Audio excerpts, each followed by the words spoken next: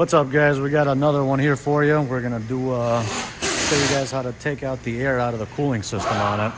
So in this one in particular, we did a water pump. Hard to see, but it's deep in there somewhere. And now we got to fill it up with coolant, and we got to get the air out of the system. First thing we want to do, take out the radiator cap. You got to push this down and twist.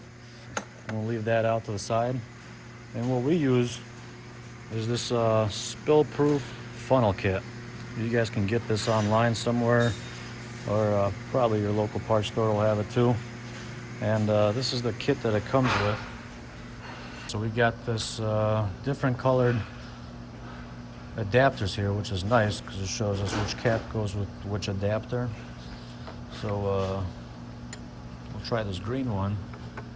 And you can see this top piece on it is way too tall, and our cap is going to sit up high. So that's not the right one. But most likely it's going to be this blue one.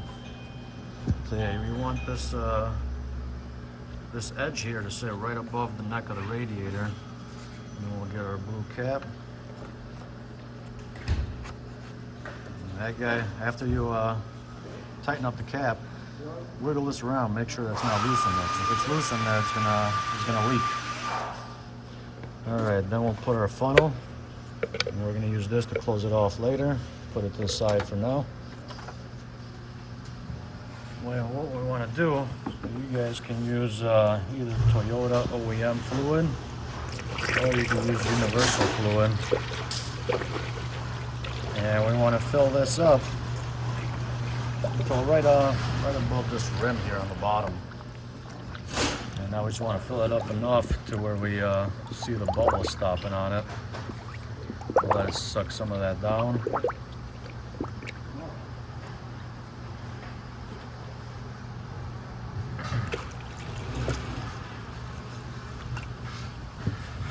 This is going to be the same for any kind of Toyota or Lexus that you guys have that's got the cap on the radiator. This is going to be the same procedure to bleed the air out of it. So you can see we got it filled up, and right now we're not seeing any more bubbles coming out of it. So next, we're going to go in the car.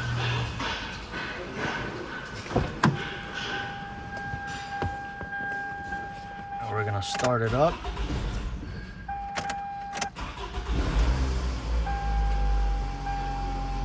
That's probably because we had the battery disconnected to take the alternator out to change the water pump. Well, that's a different story. So yeah, after we start it, you guys can crank up the heat a little bit. Make sure your temperature is all the way on hot. And then have this one blow on the face. So this doesn't matter if you guys got it on low or on high. We just want enough to where we can feel that out of the vents, because eventually what we want is we want hot air coming out of the vents. And the reason we want to turn the temperature all the way on high is because the heater core that provides heat to the inside of the car, that's the highest point in the cooling system. So we want to have the heat on high so that way the coolant's flowing through the heater core, and we make sure we get all the air out of that system too. So after we do that, we want to wait until the car reaches operating temperature, and this needle here should be somewhere in the middle. So what we're going to do is let this one idle for about 5-10 minutes until it warms up. And just keep an eye on this one here. You can see how we're starting to bubble. Some of that air is coming out from inside of the system. Now you guys can do this without this too. You just fill up the radiator here, you're just gonna have a big ugly mess everywhere and coolant's filling. Grab these for like $20, $30 online on Amazon. One of the best investments ever made. So yeah, we're gonna just make sure you keep an eye on this one. If you see the coolant getting low, make sure you guys top it off, and just wait until the car heats up, and then we'll catch back with you guys in a little bit here. Okay, so we've let this thing sit for about 10 minutes. You can see the coolant's almost gone.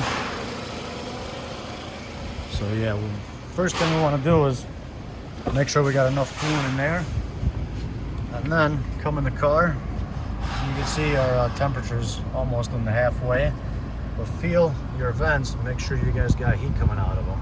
If you guys have no heats coming out of the vent, what you can do is hit the gas pedal and put your RPMs at about 2,000 and hold it there for like 30 seconds.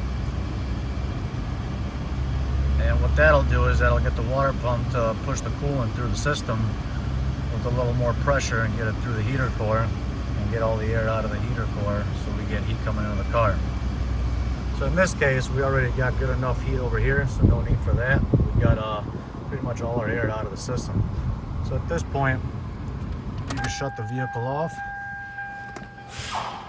Just make sure while you guys are waiting for the car to warm up, don't leave it unattended. Sometimes if there's too much air in the system, this will bubble up and it'll overflow and you have yourself a big ugly mess. And at that point, just shut it off and let it suck some of the coolant in and start it back up again. Also, make sure that you guys are done with this, or even before you start it, this is your overflow over here. And you got the full line over here. Make sure you guys fill this up until it reaches the full line. So we got that all set. We got all the air out of the system. You can plug this up, unscrew the cap off over here.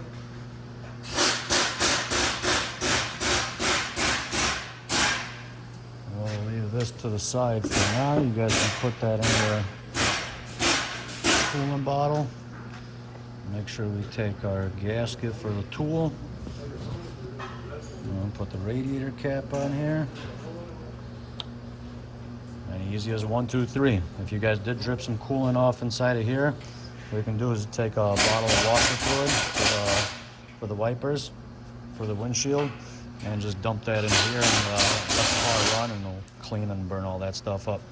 So yeah, that's how you guys fill up your Toyota with coolant, get all the air out of the cooling system. So hopefully this video helped you guys out. Thanks for watching. Don't forget, give us a thumbs up.